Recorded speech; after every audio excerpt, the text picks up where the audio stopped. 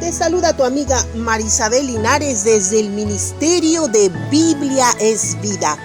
Un saludo muy especial para nuestros amigos de Radio Luz de Vida. Primer libro de las Crónicas, capítulo 26. Los porteros. Los turnos de los porteros quedaron así. De los coreitas, Meselemías, hijo de Coré, de los hijos de Asaf. Los hijos de Meselemías fueron Zacarías el mayor, Jediael el segundo, Zebadías el tercero, Jatniel el cuarto, Elam el quinto, Jonaán el sexto, Elioenai el séptimo.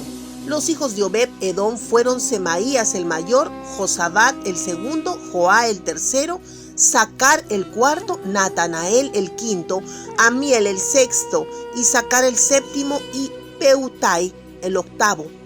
Es de Obed-Edom fue muy bendecido.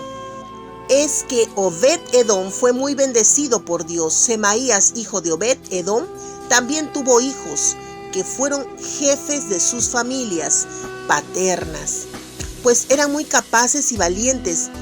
Estos fueron los hijos de Semaías: Otni, Rafael, Obed, Elzabad, Eliú y Samaquías, de la familia de Obed-Edom. Había en total 82 hombres, todos muy valientes y hábiles para el trabajo. Los hijos y hermanos de Meselemías eran 18 en total, todos ellos eran hombres muy valientes. Josá, de los hijos de Meraría, tuvo estos hijos: Simri, que aunque no era hijo mayor, su papá lo nombró jefe; Gilquías el segundo, Tebalías el tercero y Zacarías el cuarto. En total, los hijos y familiares de Josá eran 13. De esa manera fue como quedaron los turnos de los porteros, tanto de los jefes como de sus parientes, para que hicieran sus labores en el templo del Señor. La guardia de cada puerta se hizo por sorteo entre las familias, y a todas se les trató por igual. A Selemaías le tocó por sorteo la entrada oriental, y a su hijo Zacarías, consejero inteligente, le tocó la entrada norte, a Obed-Edom la entrada sur, y a sus hijos la guardia del depósito, a Supín y a Josá la entrada de Salequet, al occidente, en el camino de la subida. Cada familia tenía a sus guardias ubicados en la entrada que les tocó. En la entrada oriental había 6 levitas de guardia todos los días, tanto en la entrada norte como en la entrada sur. Había 4 levitas todos los días. En la entrada del depósito habían 2. En la parte occidental había 2 guardias en la entrada y 4 en el camino. Así se repartieron los porteros, descendientes de Coré y descendientes de Merari. Primer libro de las Crónicas, capítulo 26, del 1 al 19. Los tesoreros y otros funcionarios. Los otros levitas estaban encargados de cuidar los tesoros del templo de Dios, las ofrendas y los objetos sagrados. Ladán era de la familia de Gersón y Jehiel era uno de los jefes de familia de Ladán. Los hijos de Jediel eran Setán y Joel. Ellos estaban encargados de los tesoros del templo del Señor. También había encargados de las familias de Amirán, de Izar, de Hebrón y de Uziel. Moisés fue el papá de Gersón y Gersón el de Sabuel. Sabuel era jefe de los funcionarios encargados de los tesoros del templo. Sus parientes en línea directa por parte de Eliezer fueron Rehabías, Isaías, Jorán, Zicri y Selomit. Selomit y sus familiares estaban encargados de cuidar las ofrendas que hacían el rey David, los comandantes de 1100 hombres y los comandantes del ejército. Ellos sacaban esos regalos de los botines que conseguían en sus guerras. Esos regalos eran para hacerle mantenimiento al templo del Señor. Selomit y sus parientes cuidaban todos los tesoros que habían consagrado al vidente Samuel. Saúl, hijo de Quis, Abner, hijo de Ner, y Joab, hijo de Sarbia, de los descendientes de Izar. Estaba Kenaías y sus hijos. Ellos estaban encargados de los asuntos de fuera del templo, como funcionarios y jueces de Israel. De la familia de Hebrón estaban Hasabías y sus familiares. Eran en total 1,700 hombres muy hábiles. Ellos estaban encargados de supervisar a Israel en el trabajo del Señor y en el servicio del rey al occidente del río Jordán.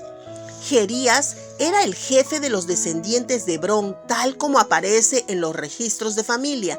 En el año 40 del gobierno de David se hizo una investigación en los registros de familia y se encontró que había muchos hombres muy hábiles. En Jazer de Galat, Jerías tenía 2,700 parientes que eran hombres muy capaces y jefes de familia. El rey David los nombró a ellos como jefes de familia de Rubén, de Gad, de la media tribu de Manasés. Esos 2,700 hombres quedaron encargados de todos los asuntos de Dios y del rey.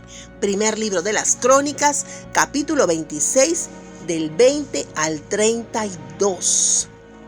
Los porteros se dividen en grupos y asumen diferentes áreas de responsabilidad. Aquí nos habla de la familia de Obed, que fue numerosa, y a eso Dios le llama bendecido, pues a más hijos, más bendición. Además dice de ellos que fueron hombres valientes y hábiles para el trabajo.